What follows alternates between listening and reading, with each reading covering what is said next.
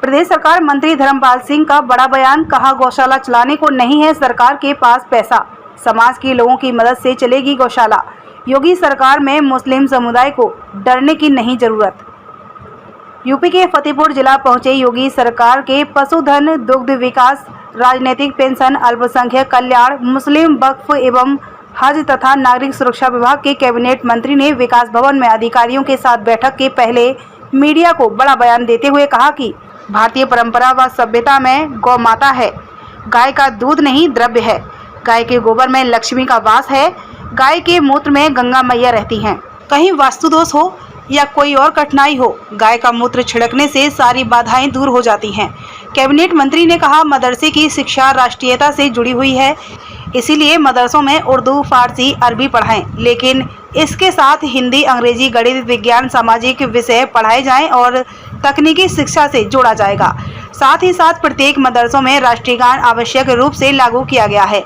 प्रत्येक मदरसों में राष्ट्रीय गान अनिवार्य है। अखिलेश यादव द्वारा दिए गए बयान की मुस्लिमों को शक की नज़रों से देखा जा रहा है वाले सवाल पर कहा कि शक की नज़र से किसी को नहीं देखा जा रहा। न्याय सबको तुष्टीकरण किसी को नहीं। वैसे कैसे भी टोपी लगाएं, ऊंचा पहनावा पहने, ऊंचा कुर्ता पहने, इस देश को अपना देश माने। मोदी व योगी जी के राज्य में जितनी सुविधाएं हिंदू को मिल रही है, उतनी सुविधा मुस्लिम को मिल रही है। उन्होंने गौशालाओं की अव्यवस्थाओं की बात कैबिनेट मंत्री ने स्वीकारी और कहा कि गौशालाओं में हम सुधार करेंगे। मंत्री ने कहा कि सरकारी पैसे से गौशालाएं नहीं चलाई जा सकती, क्योंकि सरकार के पास पैसा नहीं है।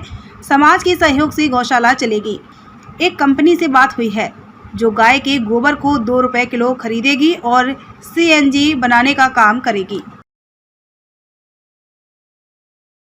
मीटिंग के बाद हमको प्रश्न मिल रहा है कि पहले मिल रहा है, पहले तय करना चाहिए। इंतजार करिए, इस तरीके का तापमान 48 डिग्री है। ऐसा है, वैसे बात आपकी व्यवहारिक है। सॉरी, हम लेट हुए हैं किसी कारण से, हमारी लेट होने की आदत है। हम बैठक भी हमने 1 बजे, आप लेट नहीं, 2:30 बजे प्रेस कॉन्फ्रेंस बुलाइए कि आप हम अपने कार्य में लेट हैं। आपके लिए लेट नहीं है, CDO साहब ने बताया।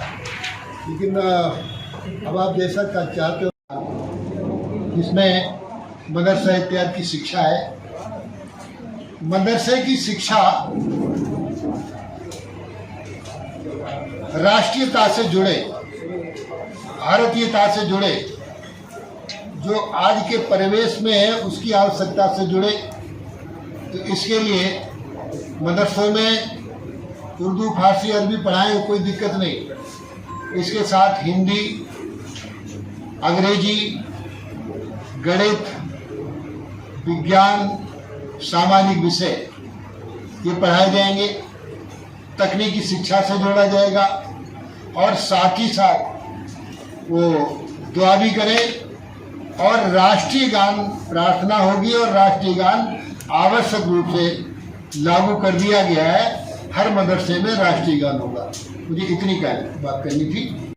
अभी ये संख्या हमारे पास है नहीं, बता देंगे इसको। जैसे कल मैं कानपुर में था, बाकी जिला पंचायत अध्यक्ष ने 200 कुंटल दान दिया, एक बिलासपुर में ने 100 कुंटल दूसरा दान दिया।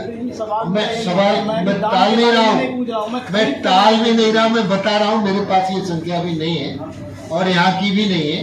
यहाँ की जो होगी बता दी जाएगी और मैं आप अपना वो नंबर दे दीजिए, जितना कलेक्ट हो गया है बता दो। मदरसे की बात आपने की है जी, DM और SP से दोनों से बात हुई। जो गौ आश्रय स्थल के साथ साथ जो हमारे चरागाह हैं, गोचर भूमियां हैं, जिन लोगों ने उस पर अतिक्रमण कर लिया है, जिलाधिकारी उसकी पैमाश कराकर छुड़वाने का काम करेंगे। इसमें हम चारा बुवाई करने का काम करेंगे। दूसरा, आज हमने SSP को ये भी कहा है और ये राजाज्ञा जारी हो गई है, यदि कोई किसान या पशुपालक गाय को दूध देने के बाद यदि दूध देना बंद कर देती है तो उसको छोड़ता है, तो इसके लिए गांव स्तर पर गांव का चौकीदार, गांव का लेखपाल, ग्राम पंचायत अधिकारी, ग्राम विकास अधिकारी ये थाने में सूचना करेंगे।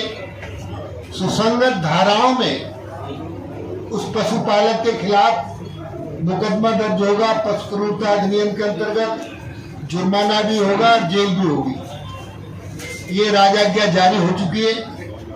दूसरा, इसी तरीके से हम विभिन्न विभागों की बात करके सारे लोग इस समस्या का निराकरण करने का काम करेंगे। आज बैठक में जो विषय आएगा वो हम बताने का काम करेंगे। दूसरा, आप कह रहे हैं, लेकिन गौशालाओं की जो स्थिति है वहाँ पे गाय बेमौत मर रही, ना उनका इलाज हो पा रहा है यहाँ पे, ना ही उनका पूरा चारा खाना मिल पा रहा है। ये 5 सालों से देखा जा रहा है। अभी तक वहाँ की स्थिति मगर मजबूत नहीं कही जा सकती जिससे गांव को बचाया जा सके। इस बात में आपकी कुछ दम है, इसको हम सुधार करेंगे। और इसीलिए हम आपको भी गर्मी में भाई साहब कह रहे थे कि कितना सेंटीग्रेड था, 45। बुंदेलखंड का तो वैसे ही ज़्यादा रहता है। तो हम निश्चित रूप से इसके लिए सुधार करेंगे। और आज हमने जो बैठक बुलाई है जनप्रतिनिधियों के साथ, इसी का वो है। तमाम गौशाला ऐसी है जहाँ पे टीन सेट भी नहीं है, वहाँ पे छाया भी नहीं है, और गायों की स्थिति देख के बड़ी दयनीय लगता है कि वहाँ पे आज कैसे वो रहती है। आज विभाग में बैठकर लू से बचाने के उपाय टाट पट्टी डालकर ये कैसे करेंगे, ये भी इनके साथ तय करना। धर्मगुरु हैं, मुस्लिम धर्मगुरु, उनका कहना है कि हम लोगों को शक की नज़र से क्यों देखा जा रहा है। शक की नज़र से नहीं देखा जा रहा है। न्याय सबको, तुष्टिकरण किसी को नहीं। वो कैसी टोपी लगावे, ऊंचा पहनावा पहने, नीचे कुर्ता पहने, इस देश को अपना देश माने, यही बात है। कुछ शक की नज़र से जितनी सुविधा मोदी जी के, योगी के राज में हिंदू को मिल रही है, गरीब को, ठीक उतनी ही सुविधा मुस्लिम गरीब को मिल रही है। न्याय सबको, तुष्टिकरण किसी का नहीं। ये मोदी जी की, योगी जी की सरकार का सिद्धांत है। अखिलेश यादव का कहना है कि कर रहे हैं डियर, हम अकेले फतेहपुर में तो अब क्या हो रहा है तो बात करेंगे। हम पूरे प्रदेश की बात कर रहे हैं। एग्री मिनिस्टर ने पूरे प्रदेश की बात कही है। पूरे प्रदेश में ये है समस्या, इसको सुधारेंगे। माननीय मंत्री जी, 5 साल से गौशालाओं पे काम चल रहा है और अब तक अगर सुधार नहीं हुआ, उसमें जिम्मेदारी किसकी तय है? देखिए, ये परिवार है, इनकी भी व्यवस्था है। गाय भी रहेगी तो सांड भी रहेगी। तो सड़कों में घूम रहे हैं, नहीं घूमेंगे, सबको एक स्थान पर पहुंचाएंगे। धन्यवाद। मंत्री जी, एक चीज अखिलेश यादव का कहना है कि मुस्लिमों के अंदर भय पैदा करने के लिए इस तरह के मुद्दों को हवा दी जा रही है, जैसे मदरसों में राष्ट्रगान, ज्ञानवापी मस्जिद वाला जो प्रकरण है, ताजमहल। मेरे सवाल, आपके सवाल का मैंने उत्तर दिया। न्याय सबको, तुष्टिकरण किसी को नहीं, सबके साथ न्याय। हम उनको देखिए, यदि हिंदू गरीब महिला को गैस कनेक्शन फ्री दिया जा रहा है तो मुस्लिम गरीब महिला को भी गैस कनेक्शन फ्री दिया जा रहा है। कोई अन्याय नहीं किया जा रहा है। ये कानून के विषय है, न्याय अपना काम कर रहा है। इसमें अखिलेश यादव कह रहे हैं कि मुस्लिमों को डर का माहौल पैदा किया जा माननीय रहा है। अखिलेश जी क्या कह रहे हैं वो तो वो जाने। हम जो कह रहे हैं, हमारी बात लिखो। योगी सरकार में किसी को डर और भय नहीं है। मंत्री जी,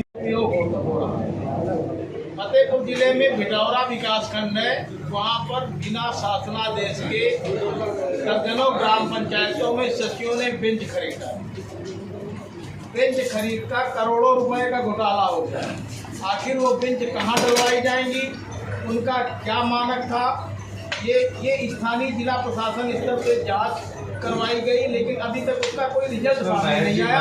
और मंत्री जी, दो सचिवों को ये कौन सी पंचायत का बनाया गया, सारे सचिवों को ब्लैक आउट कर दिया गया, मतलब उनको क्लीन चिट। अभी इनकी पूरी बात इनका अधिकार है सवाल। ऐसा है, जो भी गांव पंचायत हो, कौन सी गांव पंचायत है? भिटौरा विकासखंड की 60% ग्राम पंचायतों में यही हुआ, पूरे ब्लॉक में यही हुआ। अखबारों में खबरें छप रही हैं, सबसे भी खबरें। इसमें जांच प्रगति है और इसमें जैसे ये कहना है कि ग्राम पंचायत के लिए स्वतंत्र है, जो भी जहाँ पर 5,000 से ज़्यादा रेट में खरीदा गया है उनको जो है उनके सचिवों के खिलाफ भी और प्रधानों के खिलाफ भी कार्रवाई की जाएगी। सर, वो जांच रिपोर्ट ऑलमोस्ट फाइनल हो गई। नहीं, जहाँ ज़्यादा गड़बड़ी उनको ब्लैकलिस्ट ठीक इस पर कार्रवाई। अपने रिश्तेदारों के नाम, सचिवों ने अपने रिश्तेदारों के नाम फर्म बना रखे। अब आप लोग बात सुनिए।